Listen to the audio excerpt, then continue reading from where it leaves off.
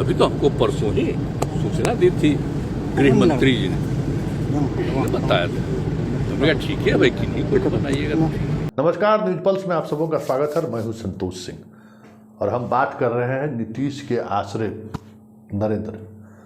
जी हाँ, बिहार को लेकर जो बीजेपी की राजनीति है, वो राजनीति आज भी कमोबेश इसी लाइन पे आगे चल रहा है। आपको मालूम है कि बीजेपी के अधिकांश जिलों के जिला अध्यक्ष जो 2 टर्म से हैं, उनका कार्यकाल खत्म हुए 6 महीने से अधिक समय हो गया है। मतलब संगठन का चुनाव अक्टूबर से बाधित है। प्रदेश अध्यक्ष भी अक्टूबर से अभी फरवरी आने को है। मतलब वो उनका एक्सटेंशन पीरियड कहिए या जो भी कहिए, वो अध्यक्ष हैं या नहीं है।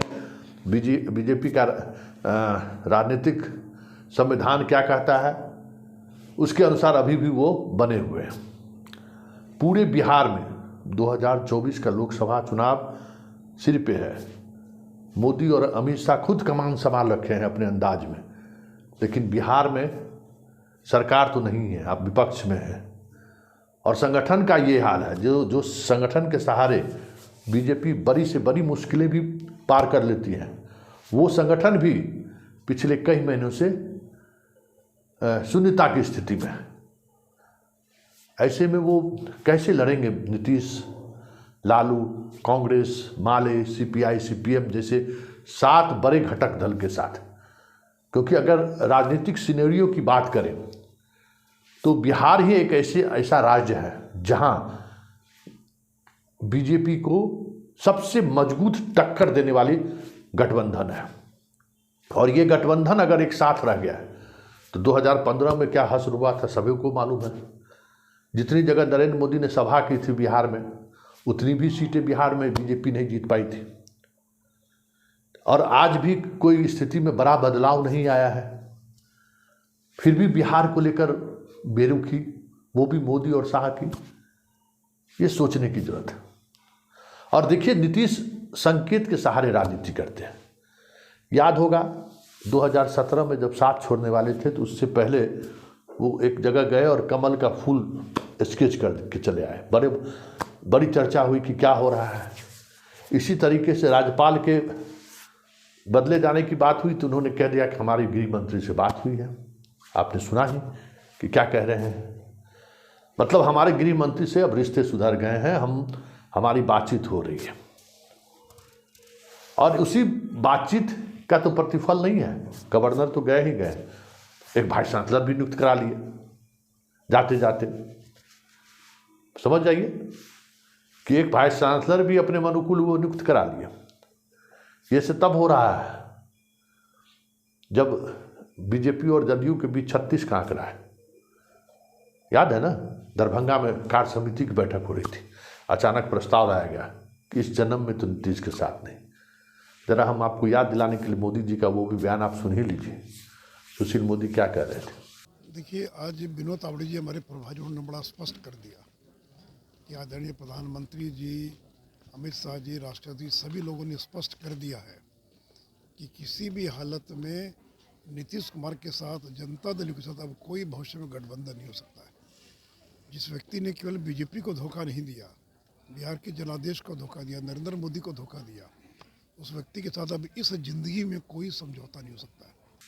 और अब जब आज उसके बाद उनके ट्विटर हैंडल पर जाकर देखिए, नीतीश को लेकर कितने सहज और सरल हैं। आप हैरान रह जाएंगे कि यही व्यक्ति है जिसने कहा था कि इस जन्म में तो सवाल ही नहीं उत्पन्न होता है। लेकिन ट्विटर हैंडल पर जाएंगे तो लगेगा जैसे नीतीश के लिए तो फूल बरस रहे हैं। बात यही नहीं है। बिहार को लेकर मोदी कितने संवेदनशील है ये देखिए। 40 में 39 सीट, इतना ट्रैक रिकॉर्ड यूपी में भी नहीं रहा बीजेपी का।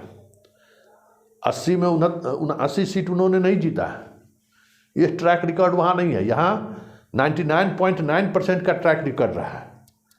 और बेरुखी देखिए, राज्यपाल बनाने की बात हुई तो पूर्वी यूपी से 5 राज्यपाल, आप समझ जाइए कि पूर्वी यूपी में से कितने भयभीत हैं मोदी कि वहाँ से 5 राज्यपाल बना दिए। 2 ब्राह्मण, 1 भूमियार, एक पिछड़ा और एक दलित। इस बार जो एक्सटेंशन हुआ, नए जो अपॉइंटमेंट हुआ है उसमें 2 फागू चौहान को हटाए नहीं है, उनको यहाँ से बिहार से दूसरे स्टेट में भेज दिए। कलराज मिश्र पहले से हैं, मनोज सिन्हा पहले से हैं, इस बार शुक्ला जी गए हैं। मतलब 5 पूर्वांचल में स्थिति इनकी कमजोर है, तो वहाँ 5 राज्यपाल बनाकर जातीय समीकरण साधने की कोशिश कर रहे हैं। और बिहार में एक गंगा प्रसाद जो अति पिछड़े समाज से आते थे वो हटे, तो फिर इनके पास बिहार की राजनीति के लिए भी कोई ऐसे चेहरे के साथ हम राजनीति करें दिखाई नहीं दिया। मतलब बिहार को लेकर मोदी निश्चिंत है। उस निश्चिंतता की वजह क्या हो सकती है, यही समझने की जरूरत है। क्या मोदी और नीतीश में फिर से कोई डील तो नहीं हो गया है? क्योंकि मोदी चुनाव को लेकर बाकी चीज़ों में जो भी हो, लेकिन चुनावी राजनीति में वो काफ़ी माहिर खिलाड़ी है और हर एक सीट पर वो दाव आजमाते रहते हैं कि किसको कहाँ से कैसे क्या किया जाए जो हम वो सीट जीत सकें। और बिहार जैसे राज्यों में जहाँ 39 सीट एनडीए को है, वहाँ मोदी वैसे ही तो चुप नहीं रह सकते। ये तो आश्चर्यजनक बात होगी। तो हम इसलिए कह रहे हैं कि नीतीश के आश्रय तो नहीं है मोदी, क्योंकि यहाँ संगठन नहीं है। प्रदेश अध्यक्ष भी बीजेपी के नहीं है, वो भी राजद से आए हुए हैं। सम्राट चौधरी वो भी राजद से आए हुए हैं। एक विजय सिन्हा है विधानसभा में। मतलब आप समझ जाइए कि पूरी पार्टी और संगठन मतलब अभी विश्राम के मुद्रा में है। देखिए आक्रामकता देखिए ना नीतीश को लेकर, जो बयानबाजी होती थी रोज, पार्टी दफ्तर में प्रेस कॉन्फ्रेंस होता था, अब तो हत्या में मामले में प्रेस कॉन्फ्रेंस होने लगा है कि कांटी में एक व्यक्ति की हत्या हुई, वो बीजेपी आरजेडी के विधायकों के द्वारा कराई गई है।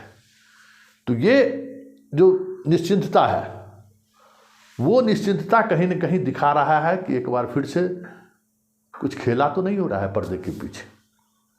और बिहार जैसे राज्यों में ये निश्चिंतता जरूर संकेत दे रहा है कि कुछ न कुछ हो रहा है।